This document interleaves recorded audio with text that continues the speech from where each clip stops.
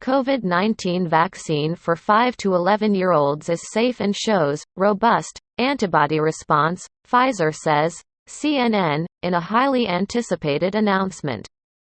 Pfizer said on Monday a phase 2/3 trial showed its COVID-19 vaccine was safe and generated a robust antibody response in children ages 5 to 11.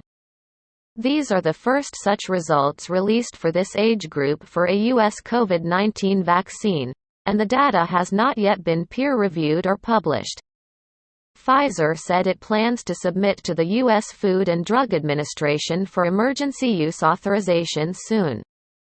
The trial included 2,268 participants ages 5 to 11 and used a 2-dose regimen of the vaccine administered 21 days apart.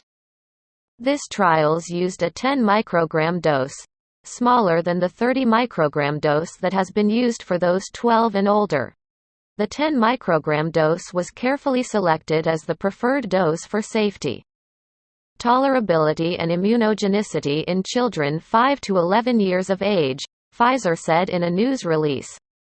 Participants' immune responses were measured by looking at neutralizing antibody levels in their blood and comparing those levels to a control group of 16 to 25-year-olds who were given a 2-dose regimen with the larger 30 microgram dose.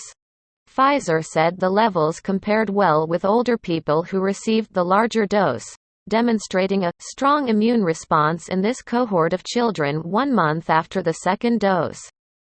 Further, the COVID-19 vaccine was well tolerated, with side effects generally comparable to those observed in participants 16 to 25 years of age, the company said.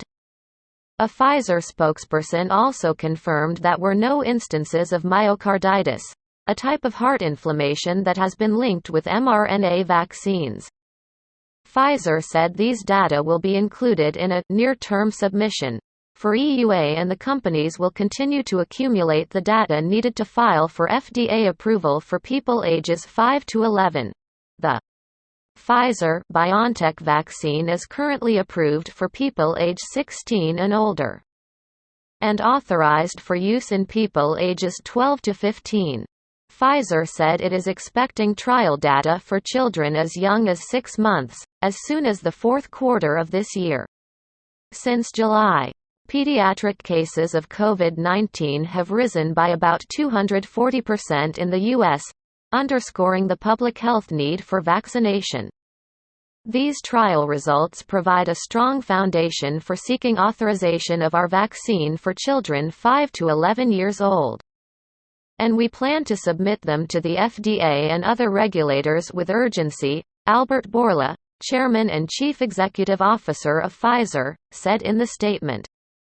Dr. Scott Gottlieb, a former FDA commissioner and current Pfizer board member, has said a vaccine for children ages 5 to 11 could be available by Halloween. Acting FDA Commissioner Dr. Janet Woodcock and Dr. Peter Marks, director of FDA's Center for Biologics Research and Evaluation, said in a statement this month that the agency would review data for a vaccine for younger children as quickly as possible. Likely in a matter of weeks rather than months, once it was submitted for authorization.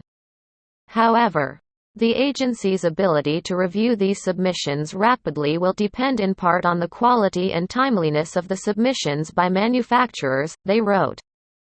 Calls for a COVID-19 vaccine for younger children have grown louder in recent months as cases surged among children.